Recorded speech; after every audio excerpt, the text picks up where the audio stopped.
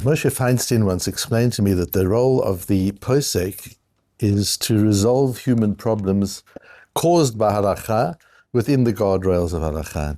The real function is there's a human being suffering. They have a problem, and it's because they're keeping Halakha that they have the problem. And the role of the posek is to try to navigate Halakha in a way that where possible is able to resolve the problem. And we'll see in our shir today how the early Rishonim, the Rishonim from the medieval period, teach us this process, this methodology, and how to do that. Thwarting the Anti-Semite, שמסכו, עכום, in Avodah Zarah, Daf Yomi Bet. The shir has been sponsored by Liron and Trudy Arica. Liron is a regular listener to the shir. He can't be here, but he listens every day. And it's in honor of Trudy's father's yortzeit, Leon Shur, Rabbi Lapin ben Chaim, who was a calm and humble man, a person of deep and unshakable faith, who had this amazing mantra of let go and let God, which is a beautiful way of looking at some of the issues that we face during our lives and in the world. So thanks to Liron and Trudy. We haven't had a sponsor for the shir for a while. Mitzvah Hashem, tomorrow we'll also have a sponsor. It makes a big difference. As you know, and as I've explained, we don't ask people for contributions. We don't charge people to use the material, but there's a big expense in making sure that things get transferred onto a website, out onto YouTube, edited, that the sound quality is good, all the things that make it easier to learn. It's not a shir that has easy appeal. It's not an entertaining shir that you can easily listen. I know a lot of people do listen to it while they're running or while they're driving, and that's fine, but there's only a limited amount that one can get from it. So it's not a popular shir that thousands and thousands of people just listen to. The people who listen to it put effort into the shir, and to make it as easy as possible, to make the technology as easy as possible and available on as many platforms as possible. All that is expensive, and we're grateful for those who sponsor the shir. Says the Gemara, Bo mine Rabbi Yassi Rabbi Yochanan. Rabbi Yassi asked Rabbi Yochanan, Yain shemasachо oved kechove mahu. A non-Jewish person is posek the wine. That means that he adds water to the wine. The wine used to be very concentrated, as Rashi explains, and you had to drink the wine by adding water to it. So the non-Jew doesn't touch the wine. He simply adds water to the wine. What is the din? The Gemara goes into an interesting discussion and comes to the conclusion, also, you cannot use the wine. And the reason is, saying that we have in Daf Yud Zayin early on in the Masechta, where we say to a Nazir, it's not enough that you don't drink wine. The Torah says you're not allowed to drink wine during the 30 days of your Nazirut. But be careful, go beyond that. Don't bring yourself close to it. Avoid vineyards. Walk around the vineyard. Don't go close to it. And that's a method that teaches us how to deal with things that that aren't that easy for us. Which is not to drink wine for 30 days is not easy because you're accustomed to drinking wine.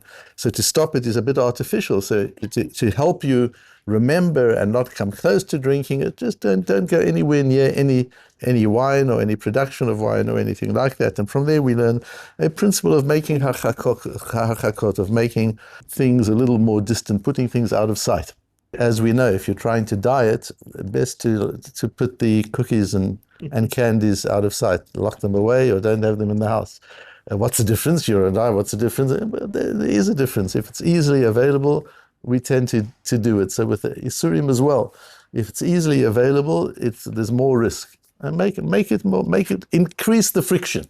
Increase the friction of doing something wrong so that it's harder to do something wrong. That's what we learn from there. And that's why it's also. Essentially, it's not also, because as Rashi says, his intention is l'takno l'shtiyah. What he's doing is he's fixing it for drinking. It has nothing to do with anything religious. It's got nothing to do with idolatry. Nothing like that at all. He's just fixing it for drinking. It's also, and Tosfos holds, also bahano, even bahano, you can't have any benefit from this wine. It's completely also. What happens, we have a case in the Rambam where an anti-Semite does this. He does this in order to spoil your wine. He knows the halachas, and he sees you've got a very expensive bottle of wine or barrel of wine, and he's menasech it just you've lost it.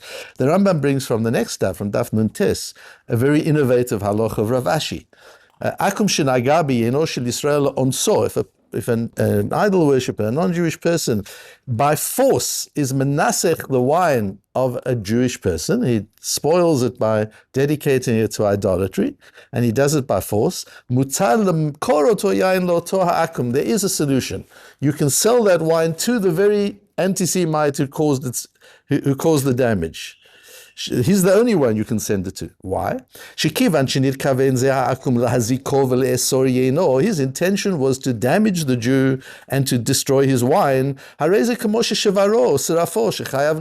as if he burnt the wine or broke the barrel and damaged the wine. What's the deal? Then he has to compensate. He has to pay.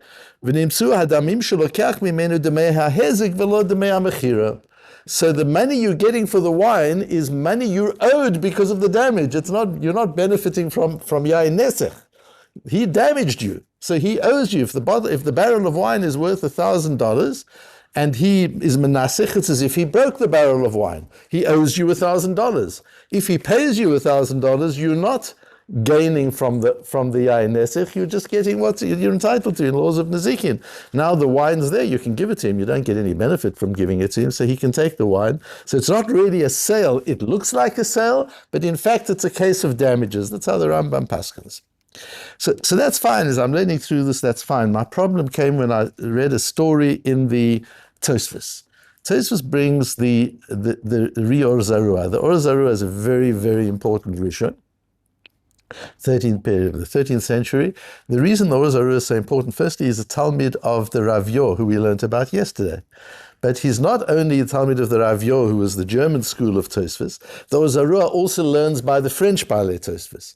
So he's kind of a global synthesizer of the different streams of Torah learning that were taking place in Europe at that time. He also does some learning and teaching in Italy. So he's got this pan-European view of Torah.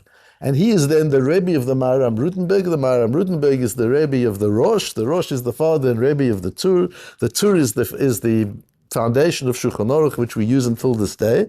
So our Shulchan Aruch comes really, if you track it back, the Or Zarua is the foundation of the Halakha that we have today, as expressed in the Shulchan Aruch through the Tur, the Rosh, the Maharam Rutenberg, and the Or Zarua himself. The story the Or Zarua tells us at the end of the piece of Tosfos that I quote below. There was a time when a Jewish person had a pit of wine. He had a cellar, and it was full of wine.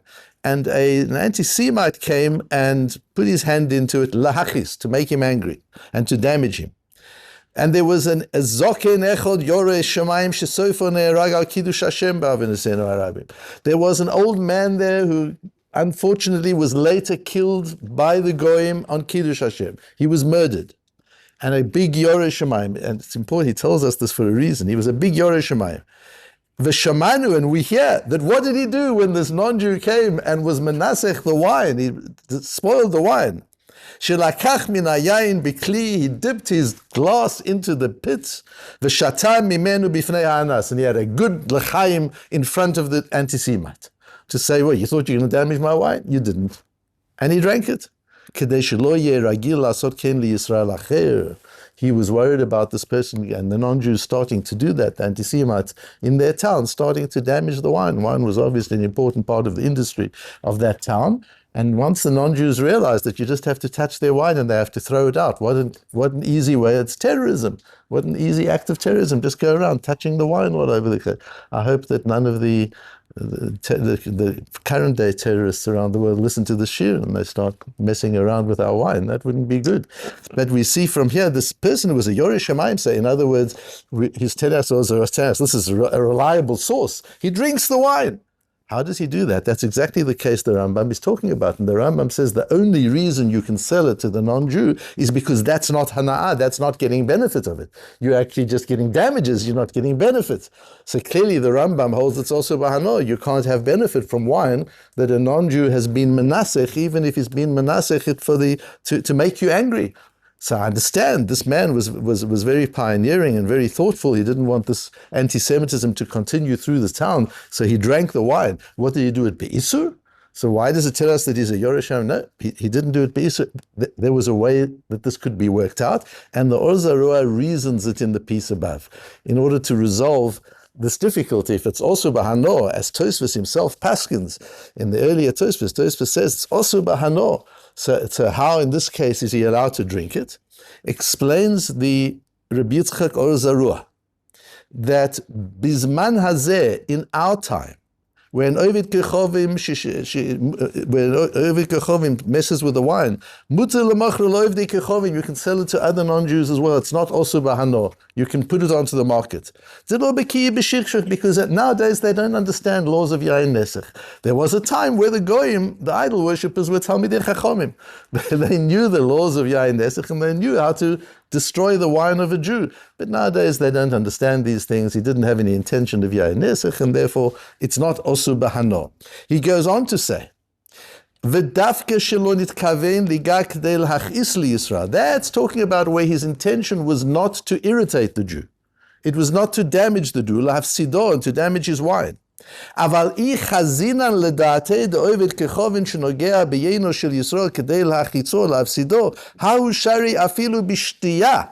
that can even be drunk. So we've got a situation, the anti-Semites are going and spoiling the wine. We've got this old man who says, I can drink it. Now we've got to find the basis. So this is a great example of where we've got to try and resolve this. If we carry on throwing out the wine every time an anti-Semite touches the wine, we're not going to have any wine. The wine industry in those areas of Europe would be gone for the Jewish people. It would be a very serious thing. So what do the Poskim do with that? So the Or Zarua works out how this works. And he says, because today it's not Avodah Zarah.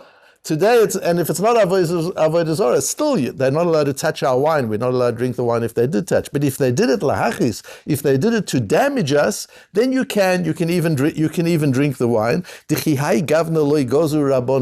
the laws of the rabbis, we see in our Gemara that the Isur is not because of Yain Nesach proper. The Isur is because of Lech Lech Amrina Nazirus Chos Cholech Amar Lo Tikrav. That we say to a Nazir, keep away. So it's a gezerah of the rabbis. The rabbis have made a law to distance the possibility of doing something wrong here. But in this case, their law didn't apply. And I struggled with this a whole lot. What's my struggle? We see from the Rambam, the law did apply. The Rambam's very clear. In this case, the law doesn't apply, but there's a Rambam that the law does apply. So does the law apply? Doesn't it? Where does the Or Zarua get it from? That this law of the rabbis doesn't apply when it's motivated by anti-Semitism. Where does it come from? So I found there's a very, very lovely piece of Imre Tzvi. Imre Tzvi is such an interesting person. He was a Talmud of the Netziv, and he came on Aliyah at the turn of the 20th century. His brother was one of the founders of the Bilu movement. The Bilu movement, Bilu, Beis, Yud, Lamed, Vav, was Beit Yaakov, Lechu v'Nelcha. Beis Yaakov, the children of Yaakov, get up and go. Something that a message that needs to be published around the world. Get up and go. It's time to go.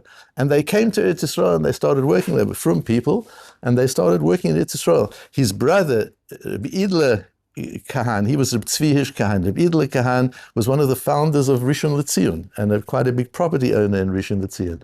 The Imre Tzvi lived in Rehovot.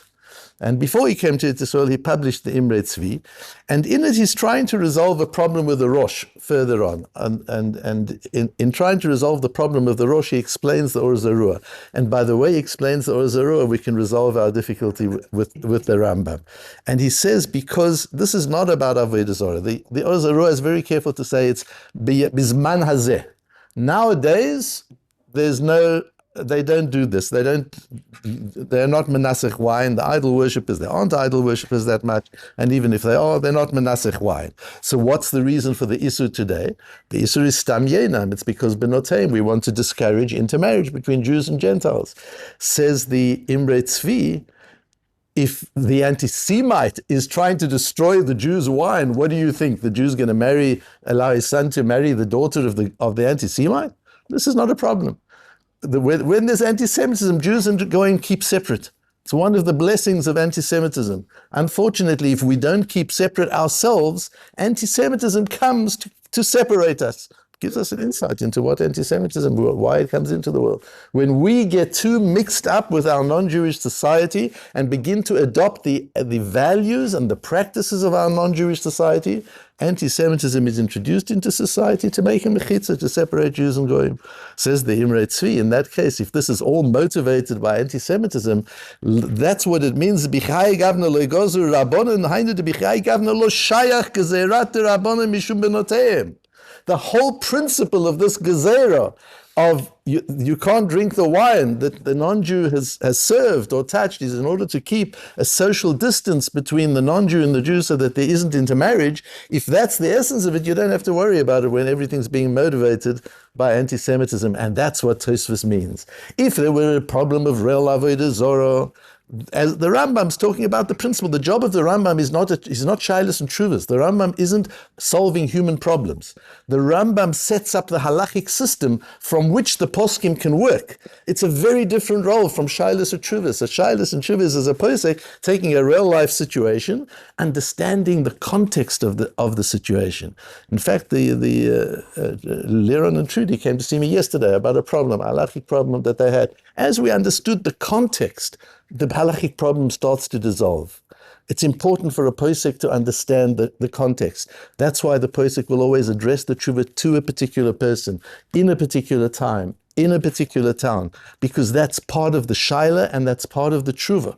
The Rambam isn't doing that. The Rambam is not paskening differently for different people in different situations in different towns. The Rambam is simply stating the system of halakha from which the poskim can later work and reason and reach resolution. So the Rambam gives us the principle. The principle is very important.